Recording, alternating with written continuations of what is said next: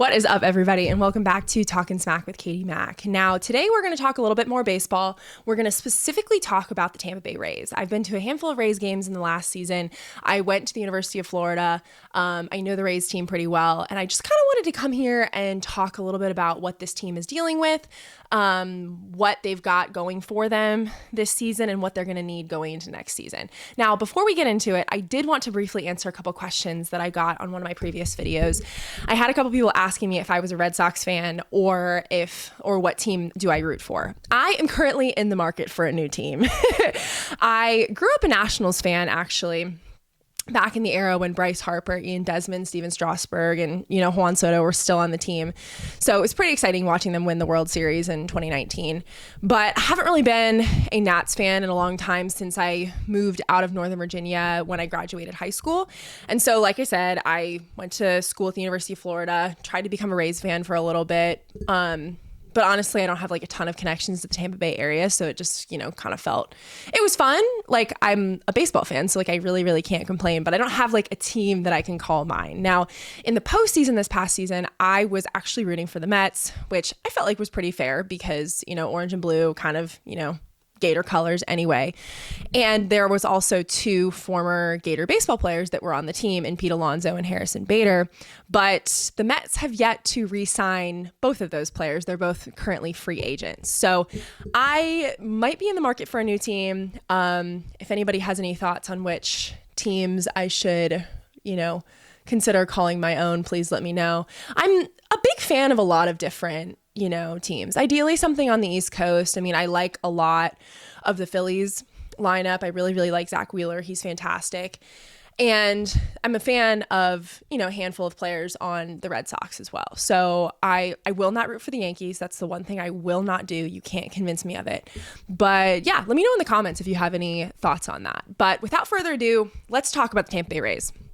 Now, the Rays are not bad. Like, obviously they're at the, bottom of the league. They were fourth in the AL East this past year, but it really wasn't that long ago that they were actually really good. They won the ALCS in 2020, and they ended up going to the World Series where they were ultimately beat out by the Dodgers for the title. But, recently they've been good. Now, in all fairness, they did lose a lot of the depth that they had on that 2020 team. Kevin Kiermaier gone. Randy Arozarena most recently got traded to the Mariners.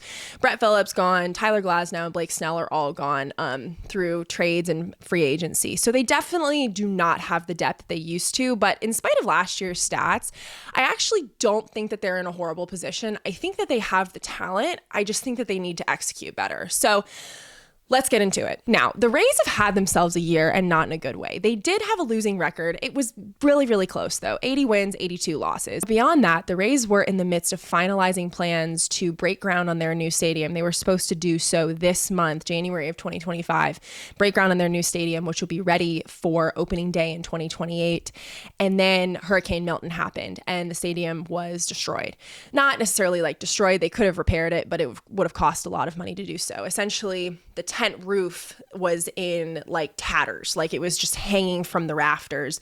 It was a fully indoor facility, and the hurricane made it that it wasn't an indoor facility, which personally, I don't really know why we have an indoor facility in Florida that has a tent roof on the side of Florida that constantly gets battered by hurricanes. That's just me. I don't know. Now, this coming season, because Tropicana Field will not be repaired in time, the Rays will play the entirety of their home games at Steinbrenner Field, which is the Yankees spring training facility in North Tampa. There are a bunch more issues too. Because of the hurricane damage and some political issues, opening day 2028 date where they were set to open their new stadium has been delayed. And there have also been talks of the Rays potentially moving out of Tampa. It's a whole taxation issue. Essentially, the stadium is actually in St. Pete.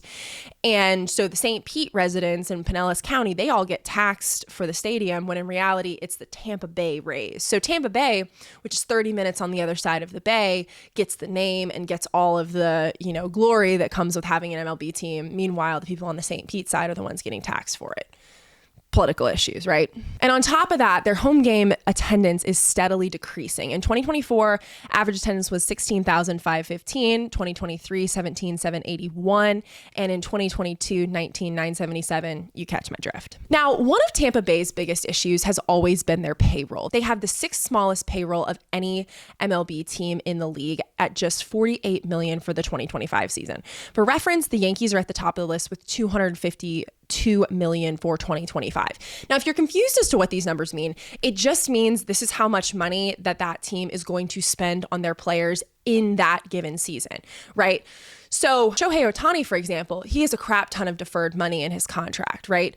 The Dodgers are right behind the Yankees in terms of payroll. Well, they're only going to have to pay Shohei a fraction of what he is owed, about like 2% of his $700 million contract in a given season. So that's why that number is a lot smaller than you might expect. Now, if you're a fan of smaller franchises and you're wondering why your favorite players get really, really good and then dip when they get a good trade offer or they hit free agency, it's because their worth is simply outgrown what their initial franchise is willing to pay. And that is really the biggest issue with the Rays and then also their state neighbor, the Marlins. Now, the catch-22 here is that the Rays actually have the number one ranked farm system in the MLB as of mid-2024 regular season. So the problem is not that they're not developing players. They're actually doing a really, really good job of it. But once they get into the big leagues and they continue to accumulate value and get better and better, the Rays are not willing to pay for them anymore. And that is a choice that is made by the owners of the Rays. Because the fact is, and I was watching a Kate Maniscalco video about this the other day, and she's so right, all of the team owners of these major league teams are billionaires. If they can afford to purchase a major league baseball team, they can afford to pay for, high value players. And so if your team is not paying for high value players, it's because the owner of that team does not want to pay for high value players. But that's a whole discussion for another day. Anyways, now, enough about what they don't have and what the issues are. Let's talk about what they do have and what they're going to need going into 2024. Now, as I was preparing this video and just going through their stats and stuff, I just kept going through, their position players and all of their batting averages and all this stuff. And I'm like going through, all of the different stats, and I'd see, somebody would have a really, really good batting average, but then he'd have like no home runs, or his slugging would be really, really low, or his on-base percentage would be really, really low. And then I'd go to the next person and it would be the complete opposite. And I just kept going down the list. And that was the biggest thing that I saw, is that nobody in this lineup is complementing each other. Like, we have a lot of pockets of talent on this team, but they're all they're just not executing. Like, I think that there's just like aspects of their game that they're just not executing really, really well. Now, first baseman Yandy Diaz was the best at getting on base. He had an on-base percentage of 341, super, super solid, and he actually had the best batting average at 281 on the team. Now, second baseman Brandon Lowe batted 244, but he had the highest home runs on the team at 21. Again, not terrible, but he was also the best that they had across the board. Slugging 473, most RBIs at 58, and the best OPS at 784. Now, going into 2025, what I really want to see is more from Richie Palacios and Jose Caballero. Palacios had the best OBP at 346 and 19 stolen bases, and Caballero had the most stolen bases at 44, but his OBP was 283. Now, if we can combine, take like Build-A-Bear and put both of these players together, we would have an ideal base runner, somebody who can get on base and stay on base, right? Both players need to refine their game going into the 2025 season. Now, if you've listened to any of these numbers that I've said thus far and know what I'm talking about, you know that I haven't said anything groundbreaking, anything, above average. Like, everything's solid, but can definitely be improved and executed better going into the 2025 season.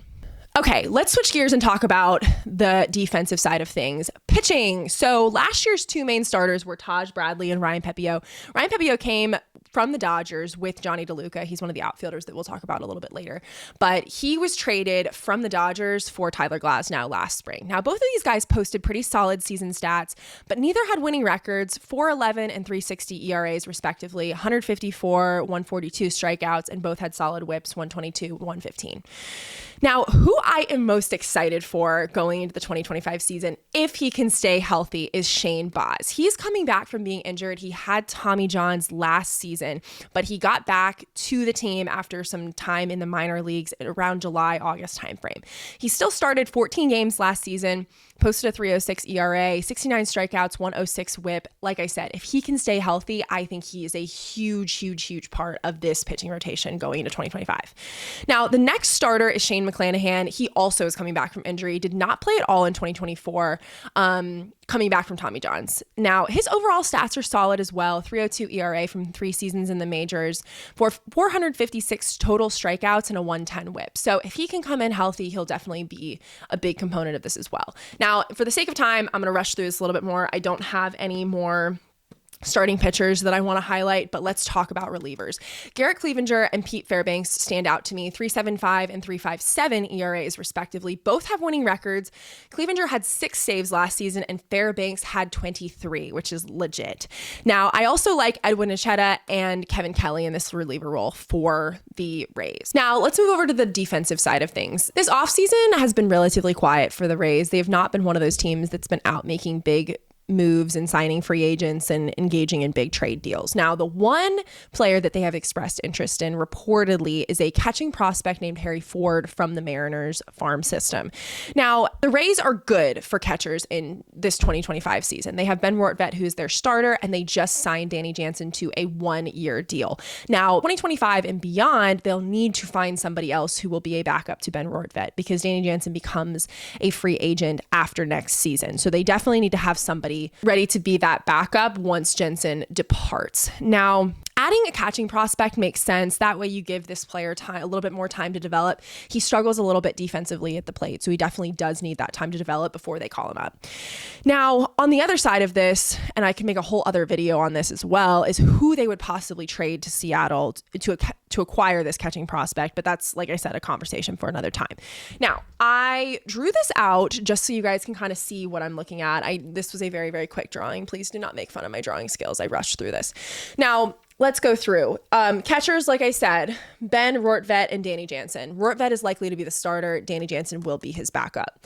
Now, first base, Yandy Diaz, like I said, makes sense there. Brandon Lowe, second baseman. He spent a ton of time there last season. He's very good defensively.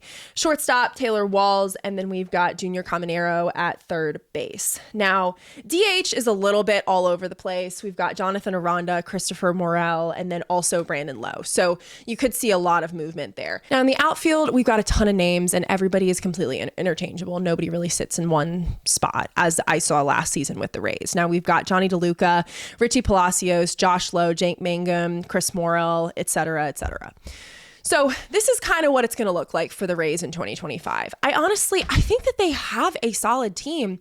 One of the things that they really need to work on, and I saw this from having been at 2 Rays games. I saw them last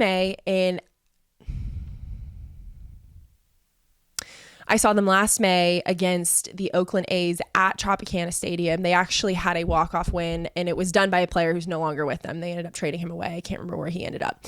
But, it was a walk-off, and obviously it was regular season. And like everybody says, like, oh, baseball regular season, like, isn't that big of a deal. Postseason is when stuff really happens, and I get it.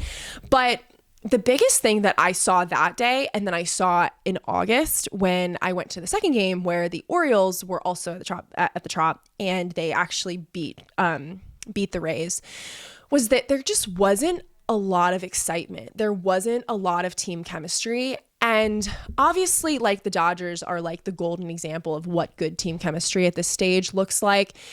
And this isn't Dodgers glaze. I don't even really like the Dodgers, but I do really respect just the team chemistry that they built throughout that season and how much that played into making them successful in the postseason. Like, obviously we had fantastic examples of them having this great team chemistry in the postseason, but it was in the regular season where they were building that, and they were building the relationships, and they were, bringing everybody together and things like that. And I think that the Rays need more of that.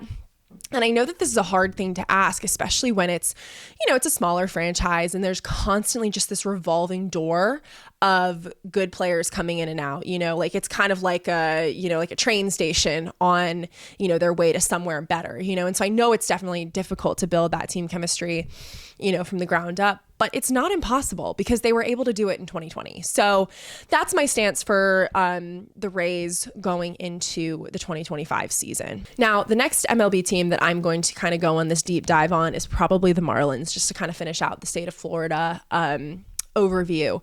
Now, let me know in the comments if you have any other teams that you want me to do in the meantime. And thank you so much for watching, and have a great rest of your day.